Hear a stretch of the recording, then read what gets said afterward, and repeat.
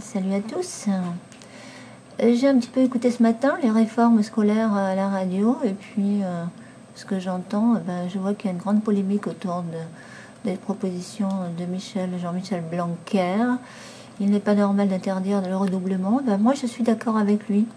pour une fois, je suis d'accord. Non, mais il y a des trucs dans le gouvernement Macron qui sont bons. Ça, faut pas non plus. Tout n'est pas jeté. Faut pas non plus. Et je trouve que ça, c'est pas mal, et je vais vous dire pourquoi.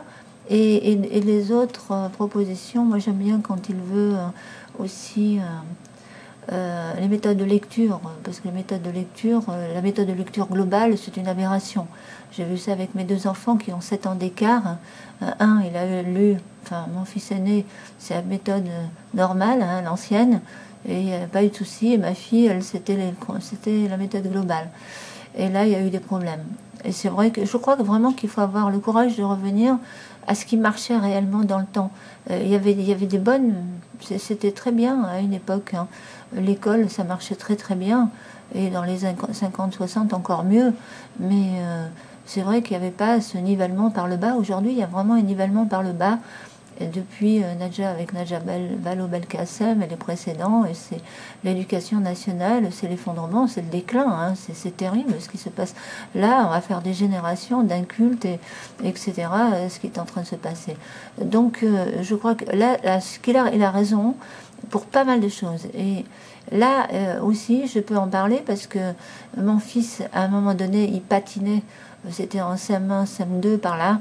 Et c'était une année difficile pour lui, mais c'était aussi un peu de ma faute parce que je ma part de responsabilité dans l'histoire, vu que je passais mon temps à déménager. Enfin, c'était pas pour le plaisir. J'avais des soucis. J'étais seule avec les deux enfants à charge et j'arrivais pas à trouver un boulot fixe.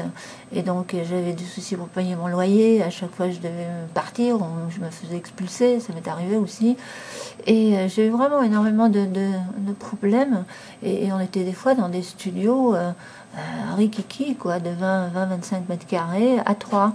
Et il fallait qu'il travaille quand même dans ces conditions-là. Et j'ai vu mon fils travailler avec acharnement parce qu'il avait quand même du courage.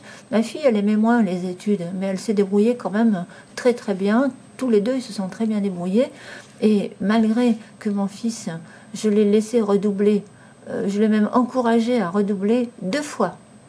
Et aujourd'hui, il est ingénieur informaticien, ingénieur roboticien. Donc on voit bien que le fait de redoubler, ce n'est pas un problème. À partir du moment après, parce qu'une fois qu'il avait redoublé, eh bien, il se sentait beaucoup plus fort et plus sûr de lui. Et c'est là que, alors je lui disais, mais c'est pas grave, parce qu'au départ, il voulait pas redoubler, etc., parce qu'il aurait été le plus vieux de la classe, le plus grand, il avait honte, etc. Moi, je l'ai rassuré, je dis, mais pourquoi il faut pas avoir honte, au contraire, tu seras le plus grand, le plus fort, c'est toi qui vas mener la danse. Et moi, je voyais le côté positif de la chose. Et puis, toi, tu sauras plein de trucs que les autres ne savent pas encore. À la limite, tu pourras aider les autres. Et je lui faisais voir vraiment, j'étais déjà un peu dans, oui, on va dire, dans le positivisme. Mais pas le positivisme BA, genre le secret avec des billets accrochés au plafond et je fais rien et ça va tomber tous en visualisant. Non, mais faire voir le côté positif de la chose. Et une fois que ça a été fait, le premier jour, il était un petit peu... puis très vite, ça a été super bien. Cette année-là, il a ramené des super bonnes notes. Et puis la fois où... je crois que 2 fois, vraiment 2 fois, il a redoublé. Et puis, moi, je ne me suis pas faite de soucis du tout, parce que quand j'ai vu qu'il rattrapait bien le coup, je dis, bon, ben voilà, c'est parti. Et puis après, ça a été comme sur des roulettes. Il a eu une vraie prise de conscience aussi un jour où il est allé chez son père, parce que j'étais donc divorcée. Et j'ai dit, de toute façon, c'est ça, ou alors tu vas devenir clodo dans la rue, il faudra bien que tu t'y mettes cette fois-ci, il n'y a rien à faire. Et puis en revenant de vacances, il a commencé à triner. Parce que moi, j'aurais dit à mes gamins, c'est simple. Soit vous faites des études et vous allez avoir un bon job et gagner bien votre vie, ou alors vous serez obligé de faire des petits boulots, ou vous serez clos dans la rue, ou alors il faudra bien savoir vous démerder. Parce que moi, il n'est pas question que je vous laisse traîner dans la rue sans rien faire.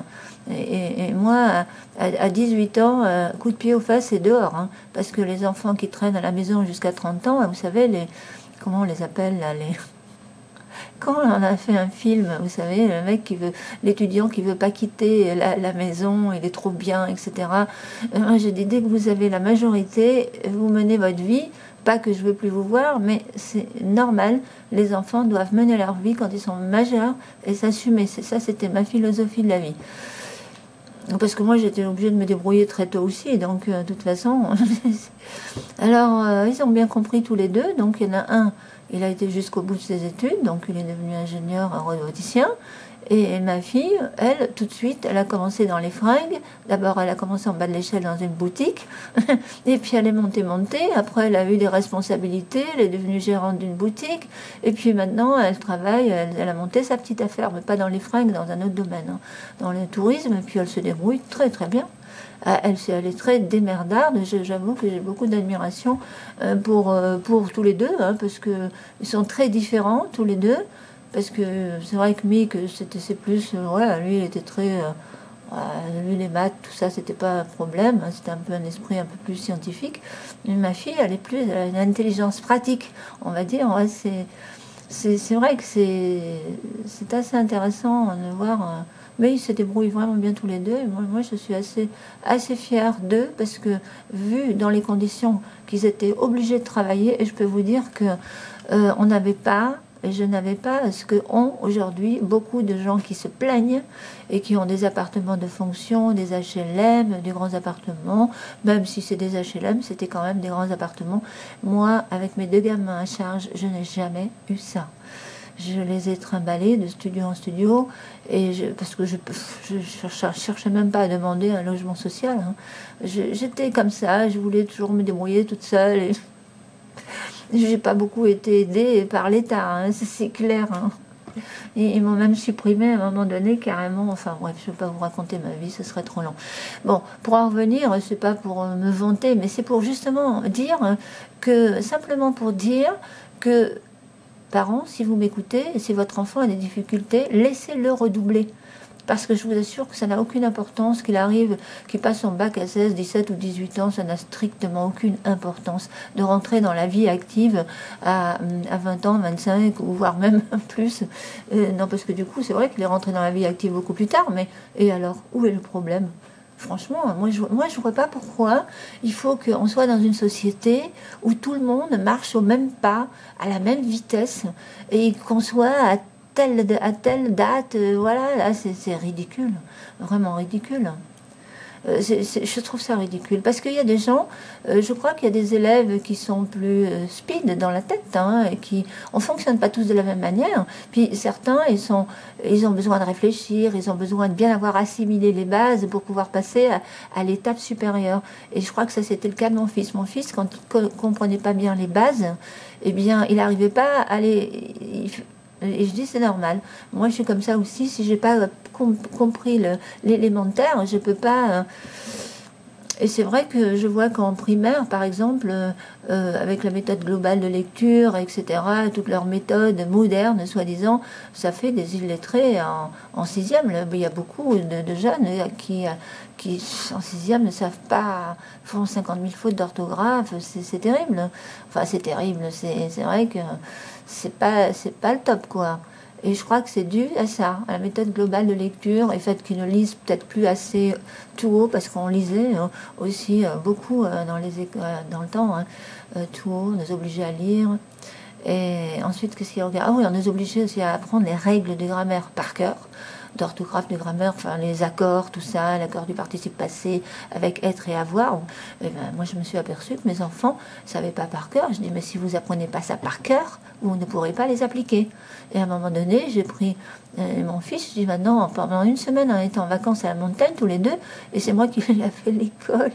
Je me rappelle, bon, à cet âge-là, c'est facile pour les parents, enfin, peut-être pas pour tous les parents, mais bon, moi, j'y arrivais à ce stade encore. Jusque là, j'y arrivais. Et je lui ai fait apprendre les règles de grammaire par cœur, etc. Tant que tu ne les sauras pas, tu ne pourras pas les appliquer.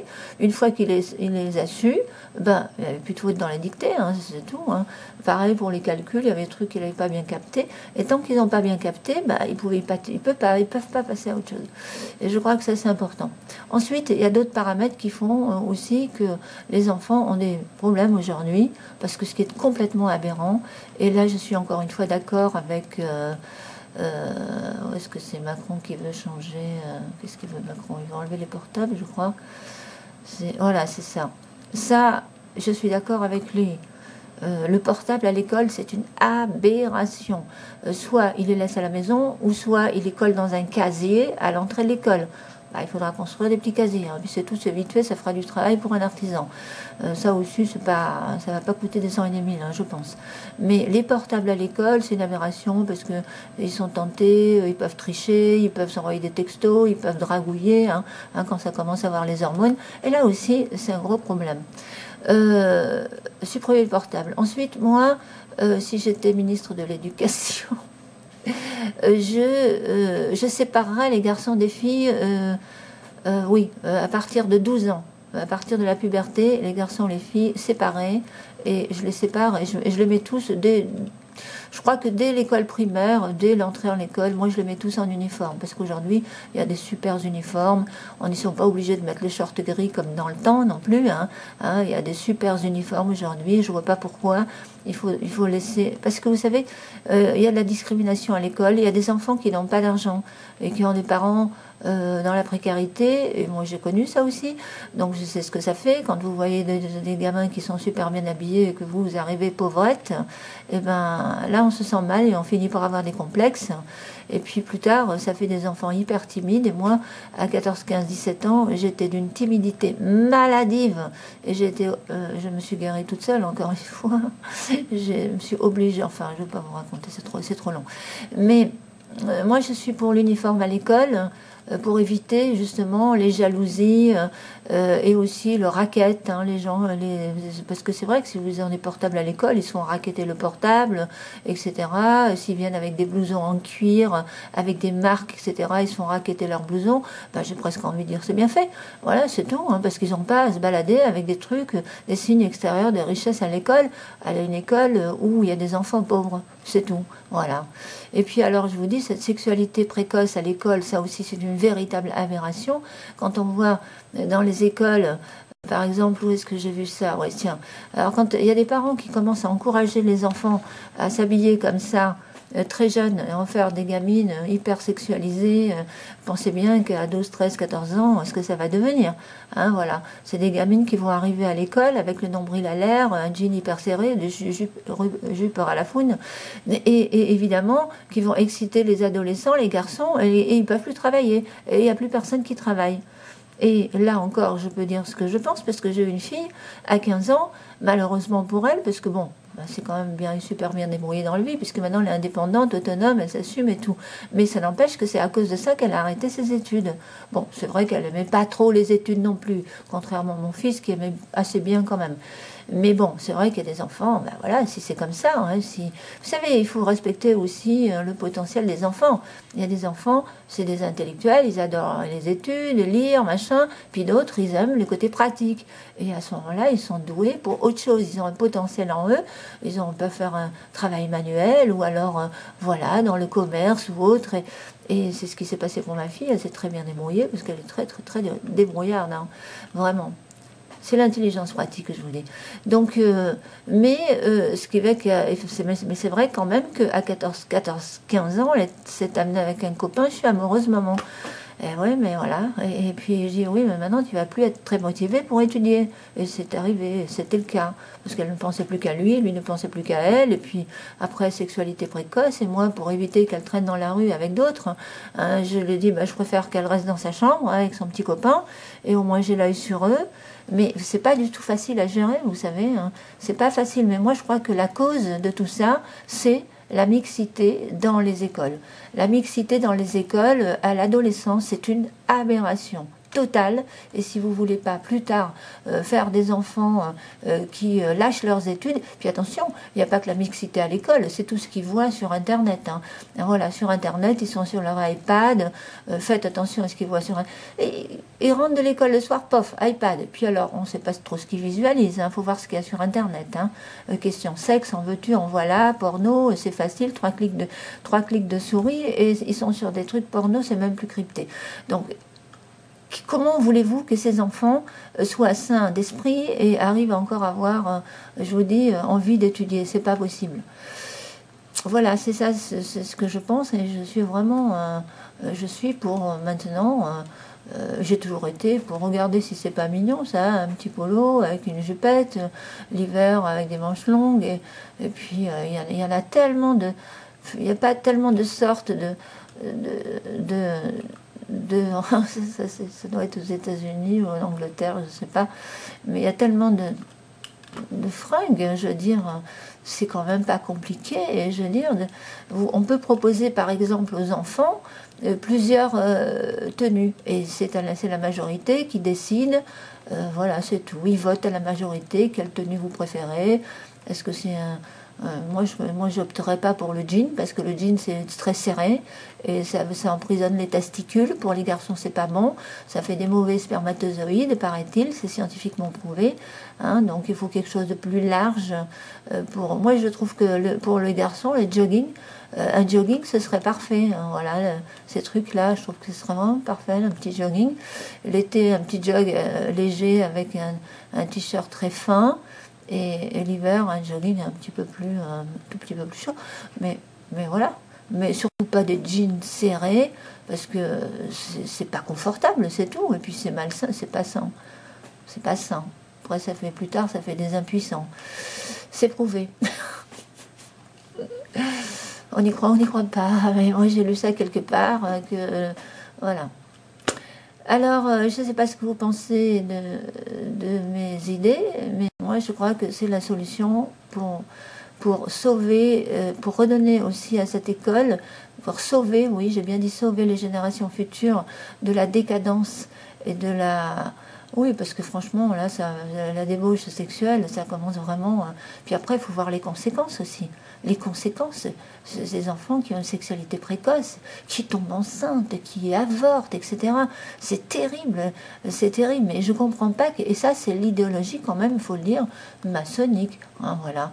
C'est eux qui poussent, enfin c'est eux, cette élite-là qui s'y... Et maintenant, j'ai l'impression quand même qu'ils sont un petit peu en train de revenir, ils commencent à comprendre leur douleur, hein, à mon avis.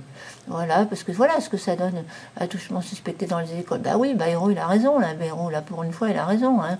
S'il n'avait pas eu de casserole derrière lui, il aurait peut-être été bon. Et là, c'est pareil. Voilà, ça, c'est des histoires qui arrivent. Bah oui, sûrement, tous les jours. Comment voulez-vous que ça arrive pas? Voilà, bah écoutez, je ne sais pas ce que vous en pensez, mais moi, je pourrais encore sûrement sortir d'autres trucs, mais moi je suis arrivée à 20 minutes, là ça suffit. Alors je vais vous laisser sur une belle image de, je sais pas moi, une